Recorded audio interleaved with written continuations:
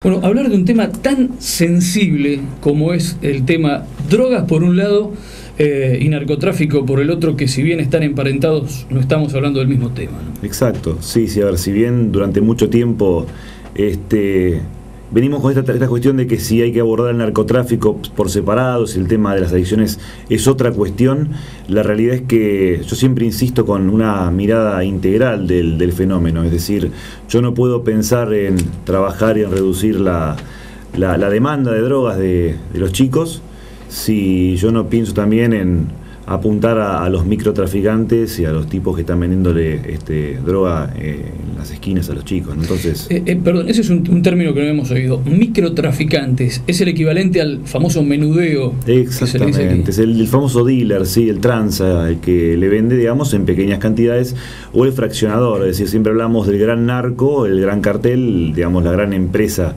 pues en definitiva son empresas, que a su vez tienen toda su red de distribución. Entonces la punta, el eslabón final, que algunos quieren llamarlo perejiles, yo digamos aborrezco esa terminología porque parece que son pobres personas que no tienen posibilidad de hacer otra cosa más que eso, y la verdad es que yo insisto que hay una cuestión de valores presente. Entonces es el microtraficante, es como la punta de toda una cadena de delincuencia. Y lo que también se ha trabajado mucho es en esta comprensión de empezar a dotar a las fuerzas provinciales e incluso el involucramiento incluso de los municipios también en esta necesidad de reforzar la lucha de lo que es la mirada del narcotráfico a nivel nacional con esta cuestión de combatir el microtráfico. Y varios municipios han empezado, creo que aquí se da el caso también de estos lugares donde hay denuncias anónimas, en las cuales el municipio abre un espacio en el cual después... Claro, el 0800 droga. Exactamente, que lo transforma luego en una denuncia, en un expediente, y lo eleva a la fiscalía. Y eso es para que trabaje. Entonces, es un buen camino que se empezó a trabajar, porque claramente si yo no logro que, erradicar a la persona que le vende drogas a los chicos en la calle, yo por más que haga el esfuerzo de hacer prevención, de brindarle asistencia, recuperarlos, si los chicos vuelven de vuelta al mismo lugar donde le están vendiendo, estamos haciendo lo mismo siempre, ¿no? Hay una particularidad, y Villegas no es ajeno. En algún momento se allanaron 15 lugares, después 22, y el mismo fiscal dijo: allanamos 15, ahora 22, la próxima van a ser 30, 40, 50. Cuando se combate, más se potencia. Sí, es exponencial, la verdad que sí, porque aparte va mutando, se va transformando. No tenemos que perder de vista que cuando hablamos de narcotráfico, en realidad hay que hablar de un fenómeno mucho mayor, que es el famoso crimen organizado. Yo lo explicaba el otro día en las charlas que lo que hace, digamos, el crimen organizado es establecer rutas, entre comillas, seguras para poder, a partir de ahí, justamente hacer la logística de los productos digamos, ilegales que maneja. Entonces por allí también puede ir la trata de personas, puede ir el tráfico de armas. Entonces en realidad lo que hacen es como una migración, y claramente cuando uno aprieta por un lado se produce este efecto de globo de agua, ¿no? Automáticamente quizás impacta en la comunidad o quizás en comunidades vecinas. Entonces, bueno, realmente hay que tener una mirada permanentemente integral e ir viendo cómo va cambiando y cómo mutando. La pregunta es, en general para el país, y obviamente y en consecuencia en particular para nuestra ciudad o nuestra zona, ¿no? Para este sector, ¿estamos a tiempo de enderezar el rumbo? ¿Vamos camino, como dijo el Papa, a la mexicanización de la Argentina, de nuestra región? Sí, fue un concepto particular del Papa Francisco en ese sentido, porque hay que entender que México se posiciona como hoy por hoy la principal plaza de narcotráfico en función de abastecer al principal mercado consumidor de drogas, que es Estados Unidos, ¿no? Porque durante mucho tiempo fue Colombia el que se posicionó en los tiempos allá por los 90 como el principal productor de cocaína para el mercado estadounidense. Cuando hay dos visiones y dos factores. Uno, por un lado, lo que yo creo que fue la buena intervención a nivel lo que llamamos guerra a las drogas, el famoso Plan Colombia, que de alguna forma logró erradicar los cultivos y logró una merma en el avance del narcotráfico. Eso obviamente no sin costas para la sociedad, o sea, la guerra a las drogas dejó consecuencias obviamente. Pero luego se produce un cambio en la modalidad de consumo en Estados Unidos, que pasan a lo que son las drogas sintéticas, pasan lo que es la metanfetamina. O sea, hemos visto la serie de Breaking Bad de esta persona que produce metanfetaminas. Entonces, ahí es donde México se transforma en como es un principal productor de drogas sintéticas, y esta cuestión de la cartelización. Y es cuando México también, bajo la presidencia de Calderón, decide encauzar esta guerra a las drogas, que realmente tuvo consecuencias impresionantes, porque si yo otra vez, cuanto más le aprieto, más me responden. Entonces, cuando yo digo metamos al ejército, del otro lado nos responden con un ejército. Entonces, ese es un poco lo que pasó. Entonces, Argentina difícilmente pueda entrar en ese esquema de querer abastecer al principal mercado, porque estamos lejos, porque en realidad no somos una ruta de tránsito hacia. Entonces, claramente acá lo que hace falta es una decisión política, porque también veo que, a diferencia de Colombia y México, tenemos lamentablemente un consumo instalado, ¿sí? Tanto en drogas legales como ilegales, que eso también lo hablamos mucho con los chicos en las charlas. Entonces, me parece que Rosario fue una advertencia, es una advertencia, porque también vemos como incluso desde el Poder Judicial no están colaborando como realmente quisiéramos que colaboraran. Entonces implica un compromiso general. Yo creo que sí, que estamos a tiempo, o sea, agarrándolo y todos juntos, pero también convocando a empezar a reprochar desde la actitud de vida el tema del uso de drogas, en todo sentido. O sea, porque uno piensa en narcotráfico de drogas ilegales, pero es poco lo que estamos cuestionando, y nos dimos cuenta en las charlas de la naturalización del consumo de alcohol, por ejemplo, entre los chicos, que es una puerta de entrada clarísima para todo el resto de las drogas. Hoy, por las particularidades que tiene la sociedad, y vamos a hablar puntualmente de General Villegas, una de las cosas que se dice, bueno, ha cambiado la familia, la gran demanda habitacional que tiene la ciudad o el distrito, es puntapié inicial de esto. Es decir, bueno, se da una casa, no alcanza porque esa pareja se disuelve, se forman dos parejas más, requieren casa, vuelven hasta 2 o 3 veces el mismo proceso. Y en ese camino, los hijos que quedan en el medio como víctimas, vulnerabilizados por la situación, caen en las drogas, de alguna manera se los justifica y dice, bueno, mamá y papá no los pueden manejar más. Esto es un argumento válido, y a partir de eso, ¿qué tiene que hacer la familia? Y en caso de fallar esta, como sucede en tantos casos, el Estado, ¿de qué manera y hasta dónde puede intervenir en eso? Sí, a ver, no sé si le toca el argumento como válido, sino que es una realidad. Me parece que es una realidad que tenemos. Bueno, por lo menos es el más común que hoy escuchamos. No, quizás uno se refugia en eso como diciendo, bueno, pero ¿qué podemos hacer si en realidad pasa esto?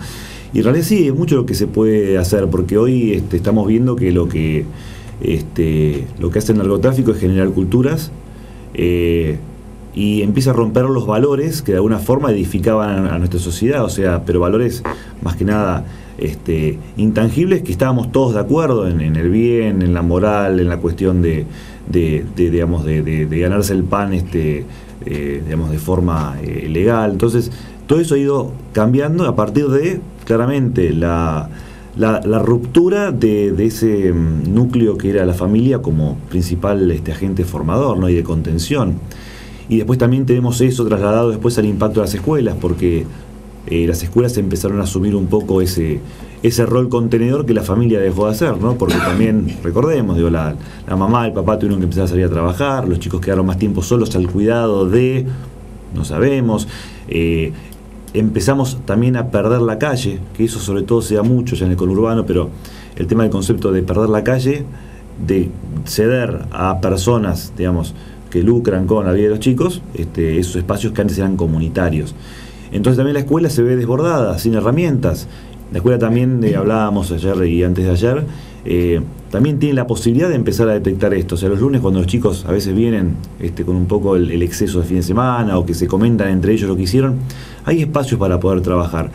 Y también lo que hablábamos era la cuestión de esta demanda que existe desde abajo hacia arriba, ¿no? Que es decir, que uno entiende que es el Estado, desde lo nacional, desde lo provincial, desde lo municipal, el que tiene que darme respuestas y soluciones, ¿no?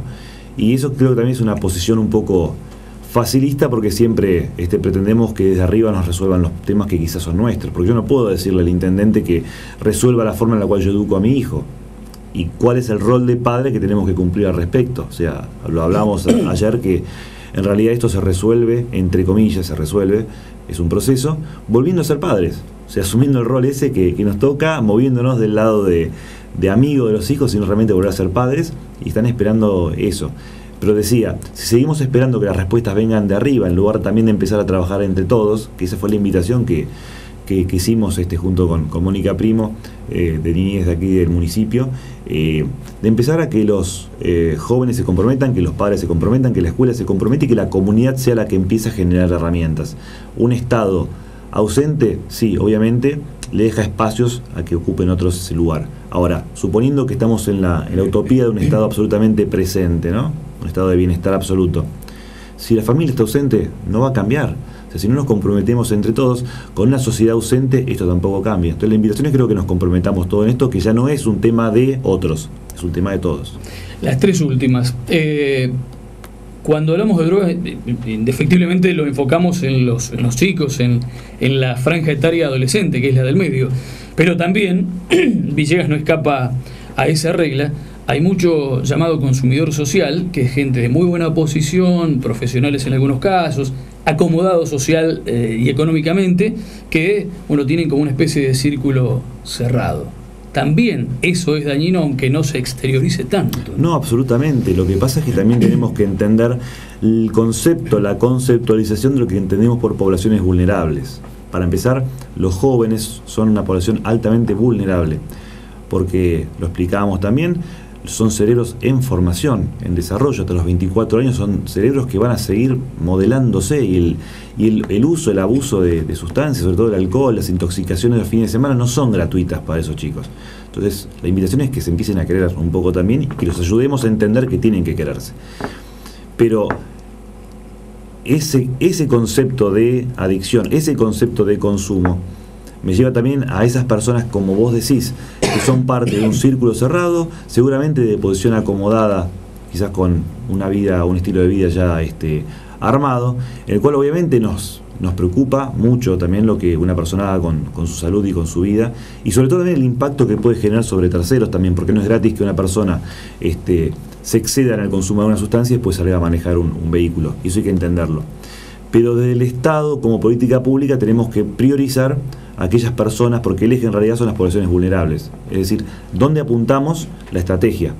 Y creo que en realidad no es lo mismo una persona que tiene su vida armada, su trabajo, su familia, y seguramente una obra social o una prepaga, que eso le brinda un colchón en donde potencialmente poder rehabilitarse, a un pibe que está en la villa, a un pibe que está a la buena de Dios, a un pibe que está sin padre, sin mamá, y que realmente está, digamos, bajo una adicción. Entonces creo que en realidad la diferencia es muy importante. El concepto de adicto aplica quizás en las dos partes, pero no puedo pensar que es la misma persona porque el contexto cambia. Entonces tenemos que ver los contextos. Las dos últimas. En su recorrida por el interior del distrito de General Villegas, en este caso, que es donde he estado visitando estos últimos días, ¿dónde ha estado la columna vertebral de las inquietudes o de la inquietud que los jóvenes han manifestado? Claramente está, digamos, el tema del alcohol como un común denominador, ¿no? El tema también de cómo también fue cambiando el patrón de consumo, porque, digamos, de consumir ocasionalmente ya, digamos, se ha empezado a abusar del consumo de sustancias. Ese fue un tema, y después nos llamó mucho la atención en una de las charlas que dimos también, el concepto también de llamar la atención, ahora con respecto a empezar a utilizar marihuana, ¿no? Que es una droga que está empezando a penetrar, digamos, como con esta misma mirada de uso social, recreativo, de inocuidad, de tolerancia que tiene también el alcohol, a diferencia de que la marihuana es una droga ilegal y que hay que remarcarlo. Y esta joven nos decía que ella, digamos, participaba de esta modalidad para llamar la atención. Y la primera impresión fue, pero para llamar la atención de tus padres, ¿será? No, para llamar la atención de mis amigos. Y entonces ahí insistimos mucho con el tema del concepto de qué significa pertenecer a, qué es ser parte del grupo, qué reglas me establece un grupo absolutamente disvaliosas para que yo elija consumir y ser parte de. Entonces trabajamos mucho también ese concepto, o sea, el tema de la autonomía, la cuestión de la decisión, la cuestión de conocerse y de tener las herramientas para poder no ser parte de un grupo que en definitiva me está dañando. Entonces me parece que los ejes fueron muy importantes por ese lado, y como una asignatura pendiente que nos queda para trabajar es poder hacer una charla en la cual podamos integrar a los padres y los hijos, porque veíamos eso, o sea que me parecía que faltaba esa integración entre papá y los chicos, y eso es un desafío que lo vamos a hacer en algún momento. Y ahora sí lo último, tiene que ver con una imagen colorida, que no lo es tal, en las famosas zapatillas colgadas en los cables que cada vez con más frecuencia observamos en nuestra ciudad. ¿Qué significa eso? Sí, tiene mucho de mito, tiene mucho de símbolo, tiene mucho de todo. O sea, la verdad es que es muy interesante estudiarlo. Y la verdad es que no hay desarrollado como una teoría al respecto. En realidad sí se ha construido en torno a que en esos lugares, puntualmente, inicialmente, se lo marcaba como punto de venta de sustancias, como que esos eran los puntos donde se podía llegar a ubicar una persona. Ahora claramente después cualquier persona que va por la calle y desea arrojar la zapatilla a un cable queda, y eso, digamos, es muy difícil de comprobarse realmente en cada punto de donde hay una zapatilla colgada, hay venta de drogas. Entonces ha quedado como un símbolo que se utiliza, digamos, como representación de narcotráfico. Yo no digo que cada, digamos, zapatilla colgada implique un punto de venta, eso seguramente no, pero es un símbolo que realmente es como que está ahí presente y que como sociedad nos tiene que alertar de que hay algo que no está bien, ¿no? Esteban Good, con él estamos charlando. Le queremos agradecer el tiempo, está próximo a retomar el destino hacia Capital. Nos están sintonizando también en el distrito de General Pinto, le contábamos a través de una radio de la radio de Coronel Granada. Y digo esto, el hecho de que haya venido a disertar una vez más alguien de la talla intelectual de Good y los vínculos que tiene, habla de que, bueno, por lo menos se está haciendo algo. Por lo menos los primeros pasos en pos de combatir o concientizar lo dañino que resulta la droga en cualquiera de sus formas y sus fases. Exactamente.